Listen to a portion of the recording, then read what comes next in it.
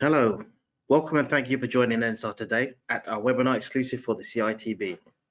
The aim of the webinar is to help you understand the changes to apprenticeships and what that means for smaller employers. We'll take you through the Apprenticeship Intermediary Service and also guide you through how you're able to support your construction SMEs. My name is Leeman Robinson and I'm the marketing lead in the project team. Sarah Bryan, who is the lead, is unable to join us today, unfortunately. We expect the webinar to take 30 minutes. It's not focused on the technical aspects of how to use the apprenticeship service or the mechanics of how that works, but the aim is to provide you with a background to the project, insight into how it's progressing, and build on a community of engagement to scale and help you as CITB employees and help your SME network navigate apprenticeship changes, as well as help them register for the apprenticeship service. Feel free to submit questions. We will take questions, but we will then feed back via an FAQ in an email afterwards. Thank you.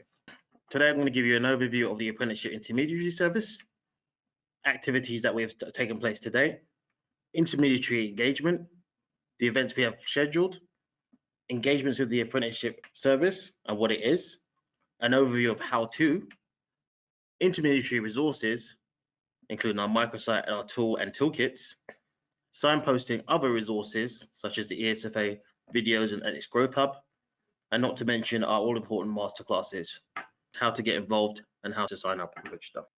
So let's take a look at an overview of what the Apprenticeship Intermediary Service is and why it's been developed.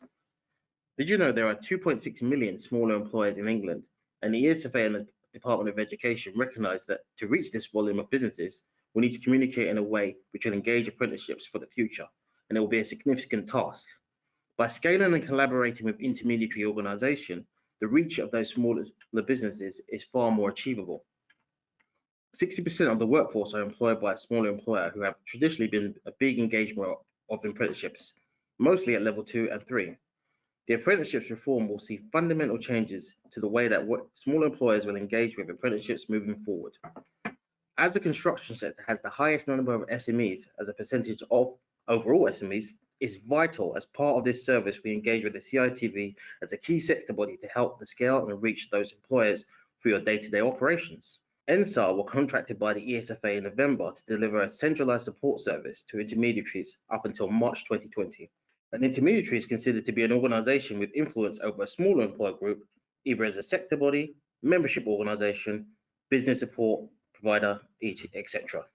Our service includes the delivery of webinars, as this is also to develop resources, practical tools, and deliver a range of regional events either independently or in partnership with intermediaries to raise the awareness and increase understanding of the changes to the apprenticeship service. As CITB are a great example of a key intermediary within the construction sector, we want to provide you with the tools and resources you need to help you understand the changes for yourselves before you are able to go and handhold your network. This means the project will end in end of March 2020, and you'll have the information you need to confidently sustain the advice you need to provide to a construction sector SME group from April 2020. Structure and delivery. The progress of the project so far has seen us develop a national intermediary engagement plan and work closely with the ESFA. We have established a large network in a short space of time. In terms of how this is done, you'll see on the slide the map of how we've broken down the regions in England. We've aligned this to the way BEIS and the Apprenticeship Ambassador Network structure their regions, and then again we've broken it down further into a local enterprise partnership, or LEPs, as they are so commonly known. There are 38 LEPs within each region. There are significantly more intermediaries, so to mobilize and scale, we recruited partnership leads to engage with intermediaries in assigned clusters. On the left-hand side of the slide, you'll see a list of activities and resources that are either developed or in development. Partnership leads are already well connected in their regions, and they are very experienced within apprenticeships, which means we can respond well to the tight timescales and fast-paced nature of the project. And we can introduce you to your regional partnership lead through Andrew Rodney. The partnership leads will engage regionally and disseminate the tools, resources, and information to intermediaries and attend events to support employer and the intermediary engagement plan to raise the awareness of the changes and keep conversations going. By taking it, you can take an opportunity to engage with them. They will provide you with help and you with ongoing support for the rest of this month. The Apprenticeship Service. So if I can just take you through an overview of the key changes for smaller employers, there are actually two fundamental changes. The introduction of the Apprenticeship Service and the benefits of the standards for smaller employees. The key change for you is change one, the introduction of the Apprenticeship Service, which I'll take you through now. As part of the government's apprenticeship reforms, as we already know, in 2017, the apprenticeship levy was launched. Larger businesses were introduced to a new way of engaging funding apprenticeships. An online digital account hosted by gov.uk was known as DAS for those levy payers, but has since changed its name to the Apprenticeship Service, which is where levy funds are transferred and managed. Smaller employers accessed apprenticeship funding directly through training providers who have held non-levy funding contracts. These contracts were awarded by the ESFA. The key change here is that in January 2020, the online apprenticeship service has also opened up to smaller employers too. So those businesses who don't pay the apprenticeship levy. Smaller businesses can now access apprenticeship funding by creating their very own apprenticeship service account. This new introduction is in a phased transition. Non-levy funded contracts are being phased out. In essence, once a training provider has fully spent their non-levy funding, new contracts will not be awarded. Instead, smaller employers will reserve apprenticeship funding through their apprenticeship service account. Currently, the number of apprenticeships a smaller employer can reserve for funding for their apprenticeships is 3. This is a screenshot, and this is a link where an employer can create their account quickly and easily. There will also be tools that you can also access to help you do this. The benefits of the new way of engaging with the apprenticeships gives small employers more control over apprenticeship process, and they have the choice of passing the responsibility for managing their account over to their training provider on their behalf, should they wish to. It's expected that lots of the training providers may want to offer this added value as part of their proposition. Other benefits of the apprenticeship service means small employers can accept apprenticeship levy transfer funds into their account from larger businesses who have unspent funds that they're at risk of expiring. They will also have more choice in choosing apprenticeship training partners. Up until now, they have been limited to only choosing providers who have held non-levy contracts. Using the new apprenticeship service, they will now be able to access far more providers.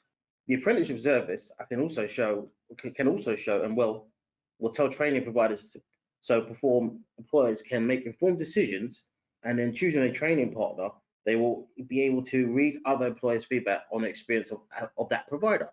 As well as finding the apprenticeship providers and choosing apprenticeship standards, the apprenticeship service will offer up lots of apprenticeship information.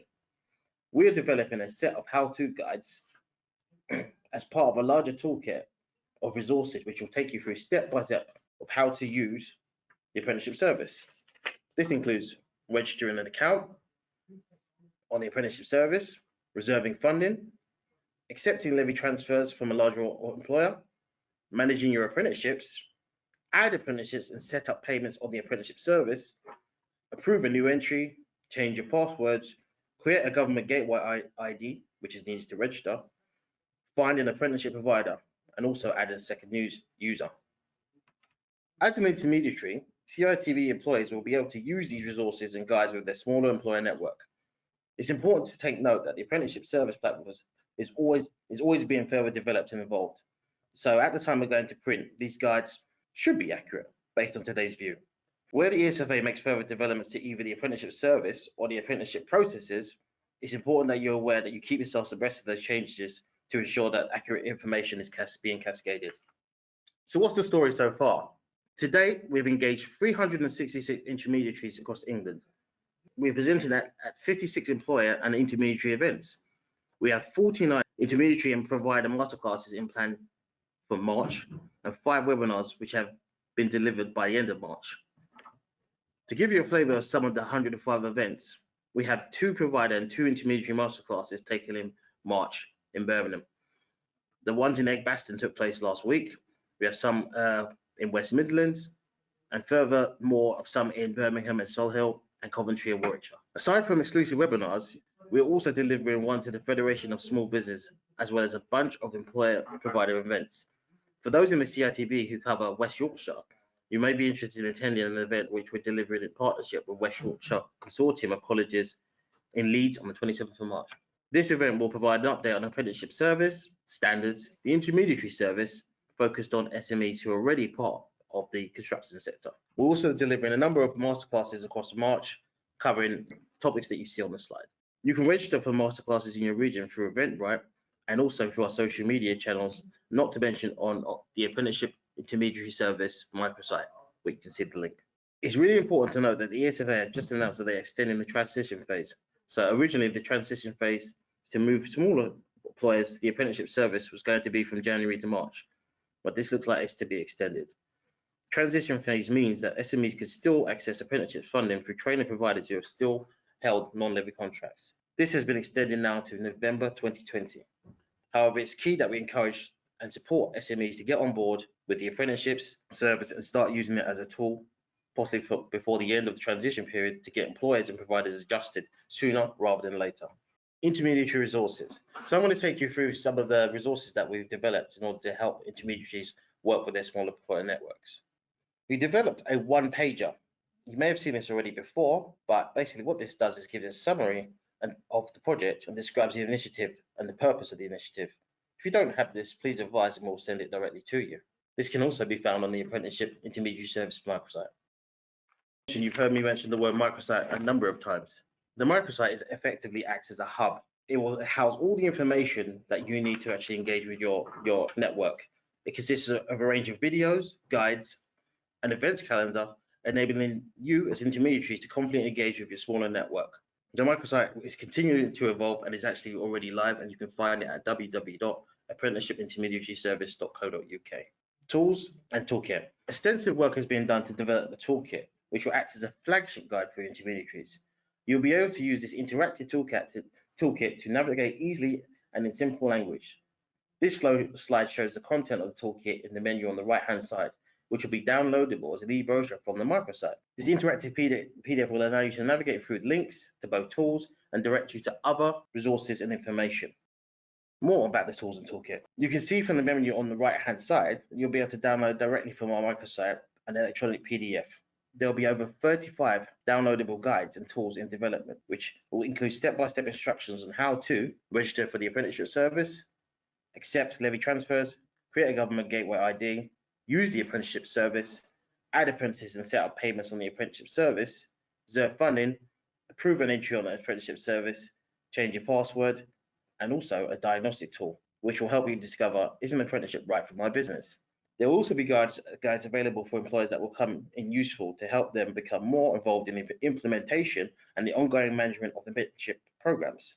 These guides will enable small employers to take a more balanced approach in partnership with working with their training provider and feel more confident about co-creating relevant learning content for apprenticeship standards to meet specific needs. The total amount of this is currently under review, but we should have it available shortly. As part of the project, we are also signposting other tools. We also have links to the ESFA website, which has a number of important links and information which can allow you to further your knowledge within this area. One of our objectives is to act as a conduit and direct traffic and web traffic to the ESFA content and tools. Because the microsite is live, you will find a number of links over to the ESFA website, which they are also developing an employment hub, which makes it easier for employers to access more information. In addition, I just wanted to add a note about case studies. We're always looking for exciting and positive stories about people who have undertaken apprenticeships and what their views have been on it. So if there's anything that you want to highlight that we feel will be great within the construction sector, please let us know. Now move on to our approach. It's useful, I think, to share our approach to this project. It's important because the timescales are so short and that our interaction has a meaningful impact. Ensuring the language you use in our material speaks the language for smaller employers. The term smaller employer is also deliberate. We normally use the term SME. However, some larger SMEs will be apprenticeship levy players. So we're being very clear about who the end user audience is.